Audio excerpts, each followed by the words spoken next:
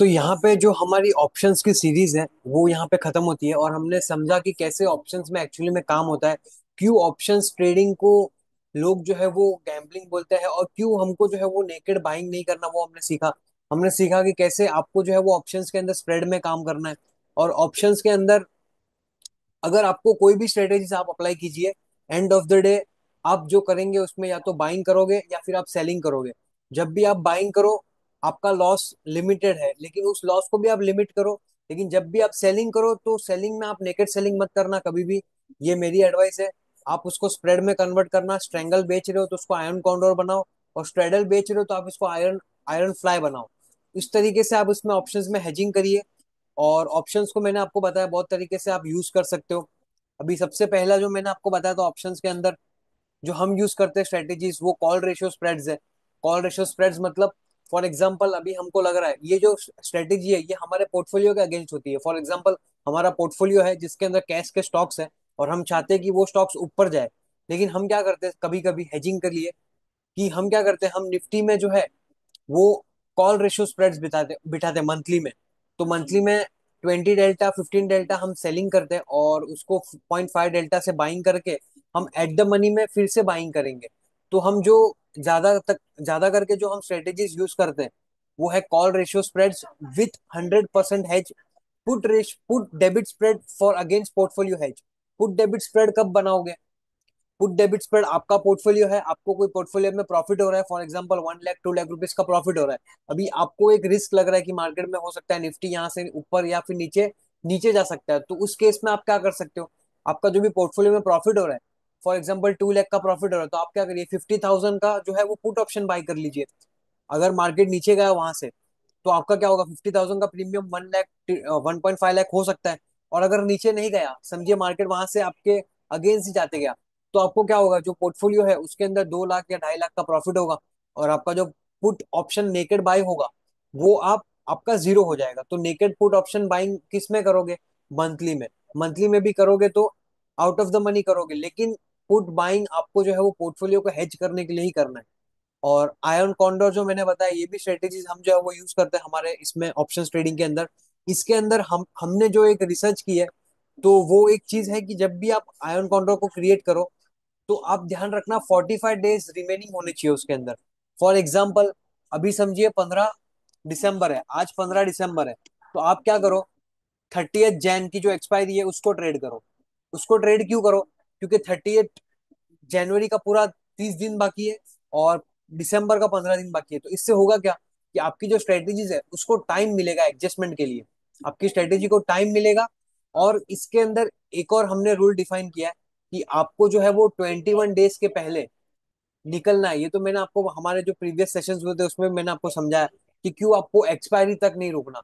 Expiry तक रुकने में रिस्क एक ही है कि आपकी जो स्ट्राइक है वो इन द मनी या फिर आउट ऑफ द मनी होने के चांसेस आपके बढ़ जाते हैं, क्योंकि आपका जो है वो जब एक्सपायरी होती है तो वो लास्ट के 1 वीक में या फिर लास्ट के 3 4 दिन में गामा स्पाइक होने के चांसेस होते हैं। तो जब भी गामा स्पाइक होगा तो आपकी जो कॉल ऑप्शन या फिर पुट ऑप्शन है वो इन द मनी होगी या फिर आउट ऑफ द मनी होगी।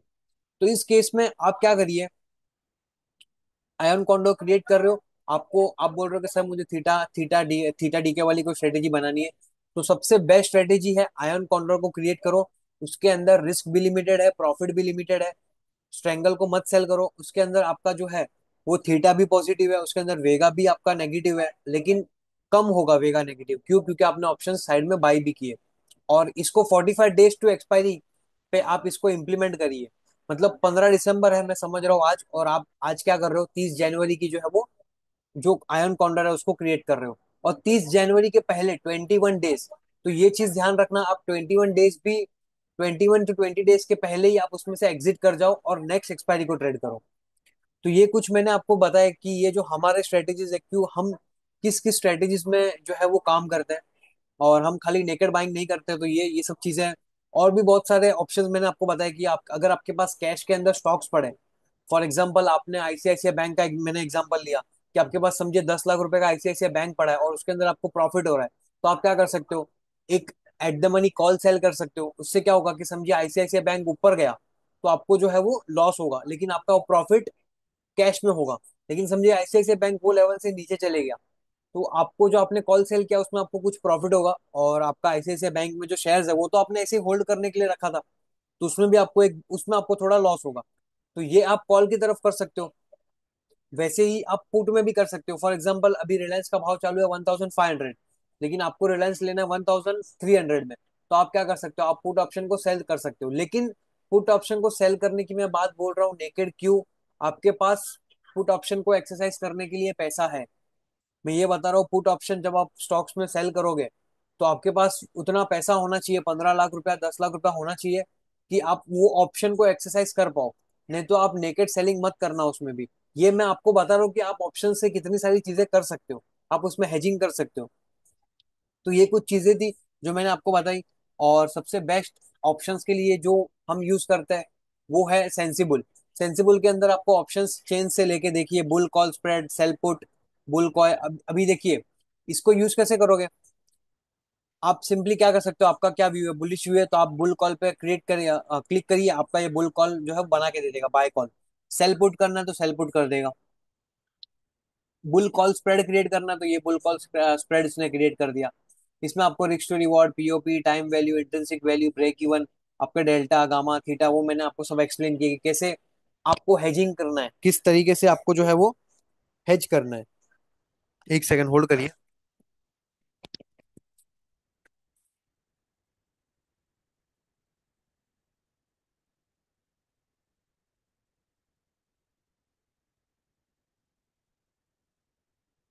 तो हेजिंग का मैंने आपको बताया किस तरीके से आप क्या करोगे। अगर आपने आयन कॉन्ट्रैक्ट क्रिएट किया है तो जो तरफ भी मार्केट जाएगा, कॉल की तरफ मार्केट आएगा तो आप क्या होते जाओगे, आप और शॉर्ट होते जाओगे, और मार्केट आपके अगेंस्ट जा रहा है तो उस केस में आप एडजस्टमेंट करोगे। वो सब मैंने एडजस्टमेंट बताए। और अभी ये कोर्स ऑप्शन ट्रेडिंग का होने के बाद फिर भी आपको कोई क्वेरीज हो तो आप हमारा जो लाइव सेशंस होंगे मंथली में, जो हम संडे टू संडे या फिर महीने में 2 बार सेशंस रखेंगे ऑप्शंस के, तो उसमें आपकी क्वेरीज आप ला सकते हो और हम जो है वो डिस्कशन कर सकते हैं यहाँ पे। तो सेंसिबल आप यूज कर सकते हो, ये मैंने आपको बताया यहाँ पे ऑप्शंस के लिए।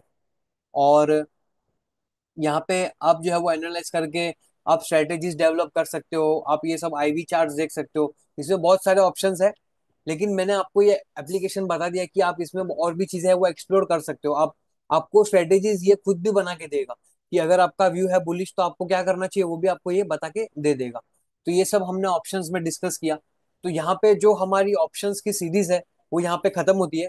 और हम जो है वो, अगर आपको यहाँ पे कोई भी और भी डाउट्स हो तो क्या कर सकते हो, ये कोर्स के बाद आप जो भी आपके डाउट्स हो वो सब आप कहीं पे मेंशन लिख लो। और जब हमारा वीकली सेशंस होगा, मंथली मंथली सेशंस होगा, उसमें हम क्या करेंगे, हम जो आपके डाउट्स है उसको क्लियर करेंगे। तो थैंक यू एवरीवन।